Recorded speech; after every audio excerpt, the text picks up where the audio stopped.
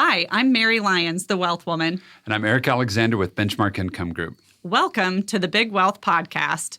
We are having Ian Cron, returning guest today, and we are going to talk about the hallmarks of a healthy and an unhealthy Enneagram type. So once you know what your Enneagram type is, how do you know if you're healthy and you're headed in the right direction, or if your behavior is unhealthy and you're headed in the wrong direction? So with that, let's just jump right in. Yeah. Great. First of all, I'm glad to be back, y'all. Yeah, thank you. What rich conversations we've had so far. All right, let's talk about type 1s, the improvers, used to be called the perfectionists. I think type 1s can know that they're moving toward health when they become more self-accepting, spontaneous, fun, open to trying new things. They'll become less dualistic in their thinking. In other words, they'll be both and thinkers rather than either or thinkers, right? They'll be more comfortable with grays than only black and white. They have one of the hallmark features of Enneagram 1s is the inner critic. Mm-hmm. If you don't have a very loud inner critic, you are not an Enneagram 1, okay? But that inner critic in health quiets down. And then finally, I'd say they begin to shift their attention from what's wrong and imperfect in the world to what's right. Okay.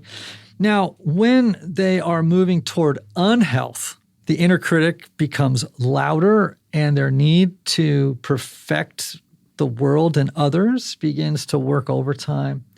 They become more resentful of people who are slacking off and not doing their share of the work.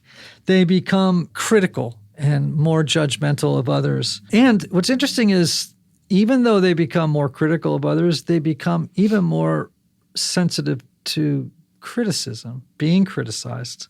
And they long to be free of obligations and responsibilities, and they lose confidence and they begin to feel unlovable. 2s, right? You can tell when they are moving toward health, when they're okay with not having to pretend that they love everybody, right? They're able to recognize and express their own feelings and needs, and they practice self-care, okay? I'd say they're moving toward unhealth when they become demanding, controlling, resentful that others aren't meeting their needs. And they can become directly or not sort of passively manipulative of other people. They'll blame others for what makes them unhappy or for their own mistakes. Like you're not meeting my needs, yes, blaming kind of thing? Yes, yeah. And they can become surprisingly aggressive, a little bit like an unhealthy 8. 3s, I think when they're healthy, they become warmer, more in touch with their feelings and the feelings of others, right? 3s are the number on the Enneagram that have the hardest time recognizing their own feelings, being able to name them and those of others. They become less competitive and more collaborative. Like winner take all. Absolutely. And they no longer need to be the star performer. Okay. They begin to care more about the success of the group rather than being a lone wolf that's only concerned with their own success, and they can experience being loved for who they are rather than for love for what they do. Okay. Yeah. They're not trying to earn it. Exactly. They're not trying to earn your admiration or love. Now, when they're unhealthy, they lose confidence. They become withdrawn, sometimes a little depressed. They will lose themselves in unproductive busy work. Okay. Their characteristic optimism and self-confidence begins to disappear. And just a lack of motivation. They'll start to lose interest in their appearance and exercise and eating healthily. You may find them on the couch surfing Netflix when they're not in a good space, which is super unusual for a highly productive 3. 4s, oh, the romantics. So when they're moving toward health, they stop just talking about all their amazing creative ideas and they begin to execute on them. Right? I'm a 4 on the Enneagram. So I have written 4, almost 5 books now. I'm a creative person, and when I'm not in a good space, I just sit around talking with people about all my great ideas for a book instead of actually sitting down and doing it.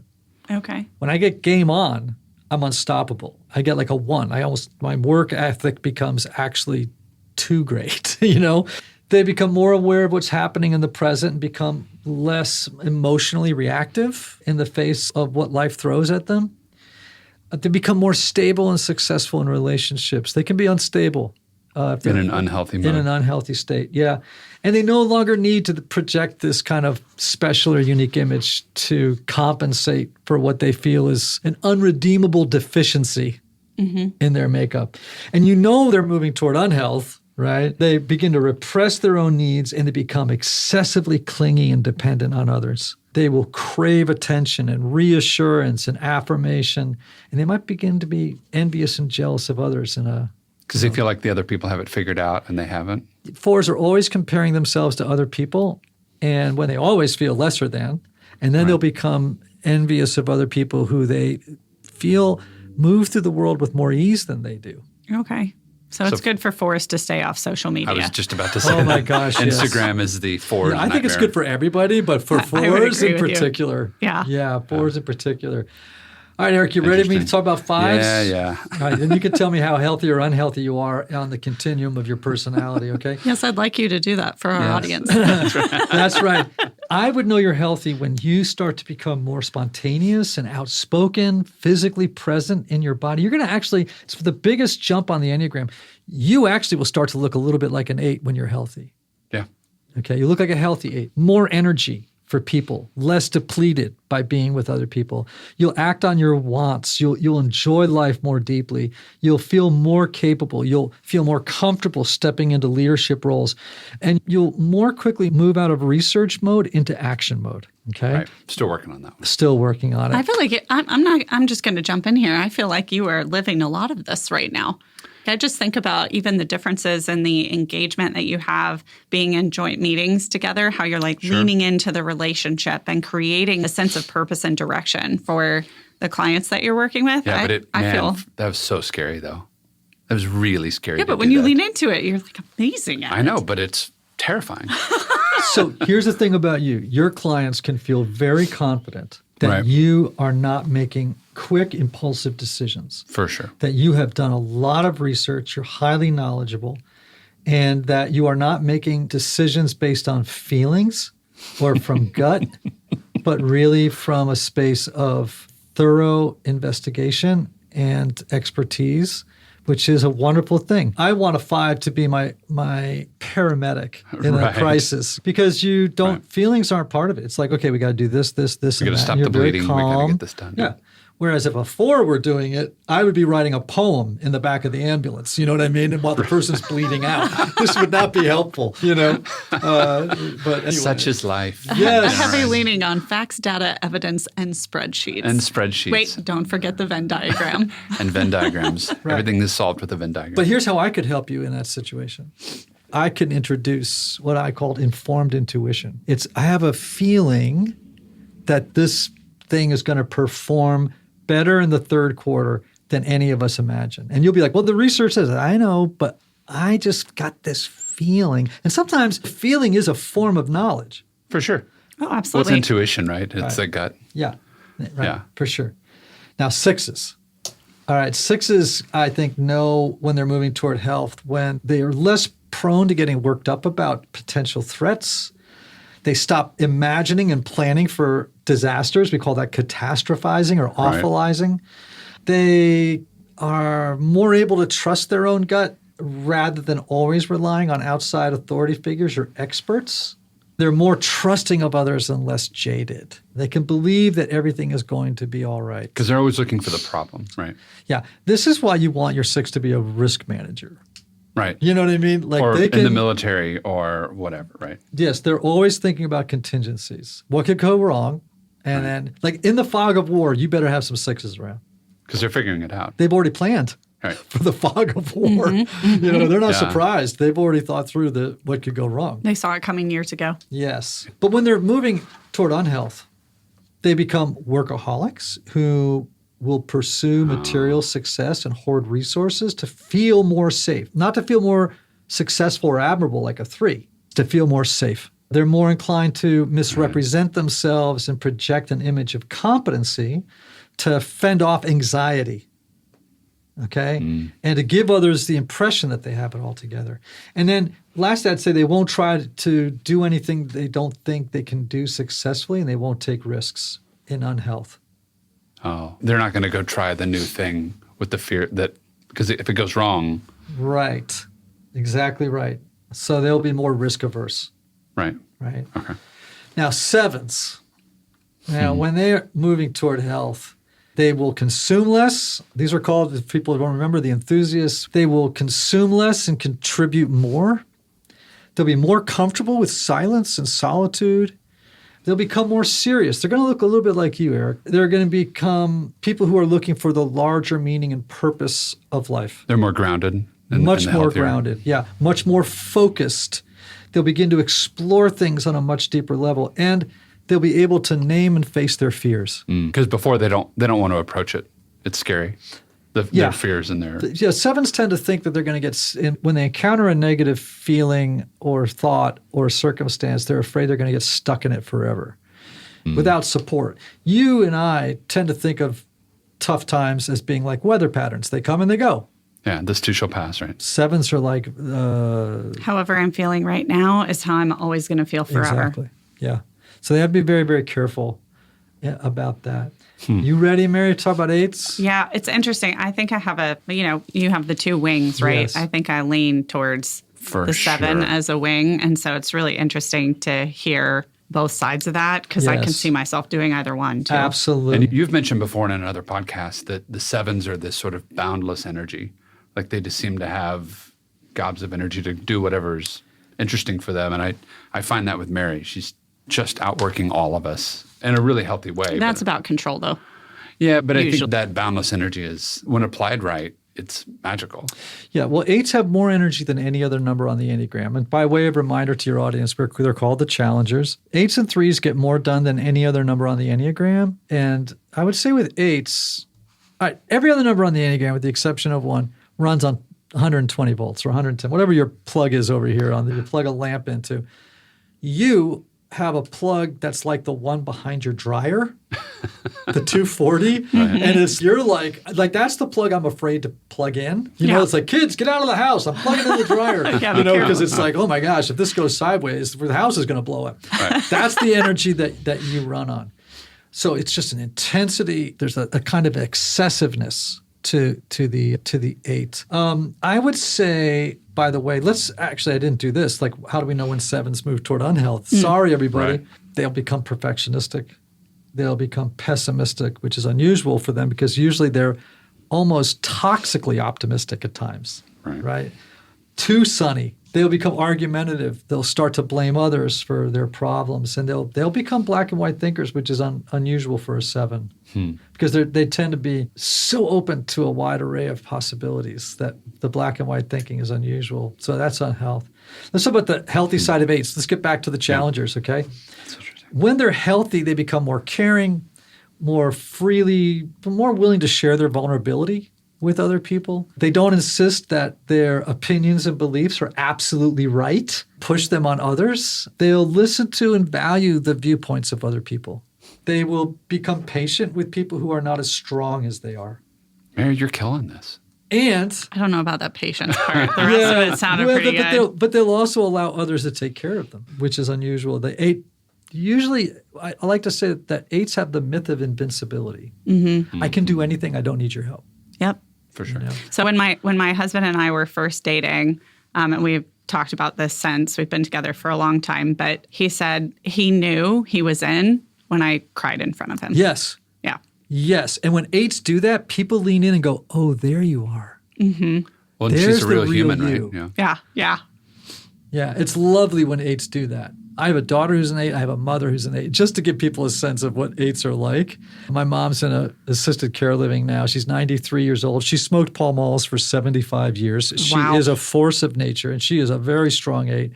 I called her during COVID, and I said, hey, are you – because, in assisted living, it was rough. Burning through. Yeah. And I said, hey, are you has COVID attacked you yet? And she goes, it wouldn't dare. That's right. I love that. I'd kill it.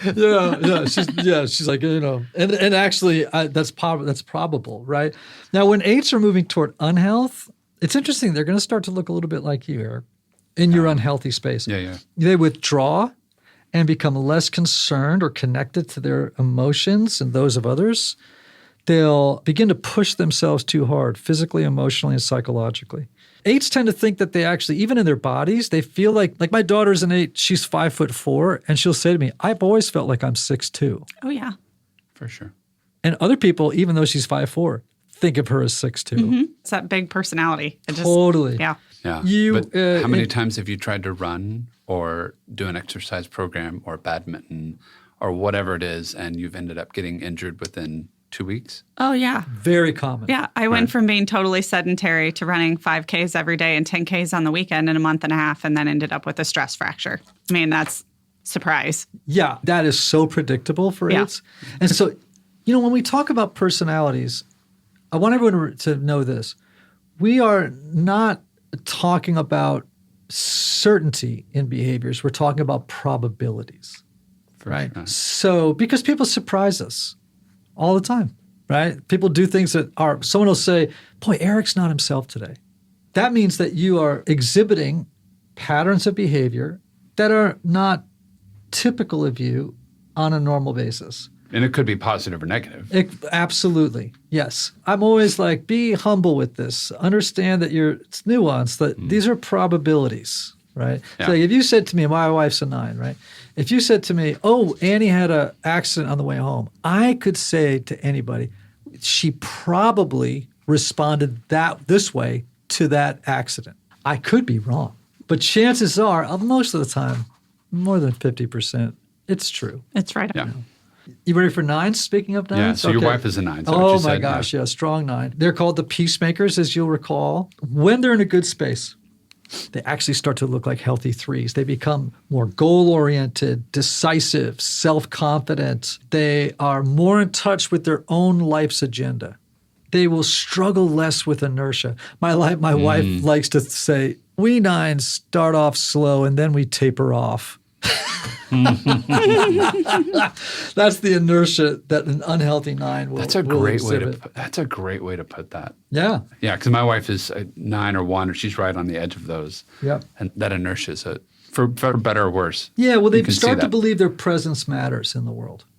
And they'll begin to experience genuine peace and harmony, which they'll sometimes confuse with just no conflict, right? Those are not the same thing.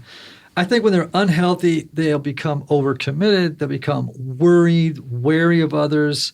They'll become anxious even though they don't know why. They, along with 6s, can be very self-doubting, and they'll become more self-questioning and self-doubting than usual, which makes decision-making more difficult. Okay, when you have a lot of self-doubt and self-questioning, and then you may go out and start asking other people that they perceive are authorities or experts, they'll start to question them. What should I do? Should we do this? Should we do that? Right? Because they're not trusting themselves in the moment. That's fascinating. Yeah, they'll become much more reactive, which is a big departure for a number that is rarely quick to react. And that's fascinating. One of the things that we've found over the years in finance, and it's so heartbreaking to see, is that the people that need the help the most, that are in the hardest moments, the hardest times in their lives, because they've been wiped out by something, whatever it is, are usually the people that don't trust themselves enough to make the next decision to get out of it. Yes. Yeah. So 6s and 9s in an unhealthy space tend to lapse into analysis paralysis. Yep. And they go into the deer in the headlight mode. And in that moment, with 6s and 9s, what you have to do as advisors is to listen to every question as patiently as you can and reassure them that there's a contingency plan, right, for 6s, and for 9s to lower in that moment sort of the anxiety that they just don't know what its origin. So so those are the 9 types in there. And this is, again, to remind people that all personalities operate on a continuum from health to unhealth. We tend to vacillate on that continuum throughout the course of a day as circumstances arise, right? Well, that goes back to what you said in the first podcast, which is the self-awareness is the key piece to success and being intentional and living a life you can actually be excited about. Exactly. Right. So a self-aware 9 would be able to recognize, oh, I'm heading toward unhealth. Mm-hmm. What can I do in this moment to mitigate what could go wrong if I can, how do I turn now toward health? And that's an incredible gift. It's almost as if we had a dashboard every morning that we pulled up and we're like, all right, how am I doing? Right. I'm in the red here. I'm in the green Right. here. Okay. You're such a 5. All I just want to say grains, that yeah, comment. just Like, thinking- you really just leaned right into that one. And that, going back to the first episode, what you're describing there is monitoring and self-regulating. Right. Yeah. No, I think that was a brilliant way to say that. No. Right. Not my part, your part. Thank you so much for Yeah. this. This is a great little synopsis. If people want to go deeper, where can they do that? Sure, they can go to my website, Ian Morgan Cron, IANMORGANCRON.com. And they could take the IQ9 Enneagram assessment to find out their type, or they can actually even take a couples assessment. And that's a really rich resource because you get to see how you relate to your partner and how you can improve that relationship. Excellent. And Mary, where can they find you? I am at The Wealth Woman, wherever you social media. And I'm Economics with Eric on Instagram and Facebook. We'll see you next time. See you next time.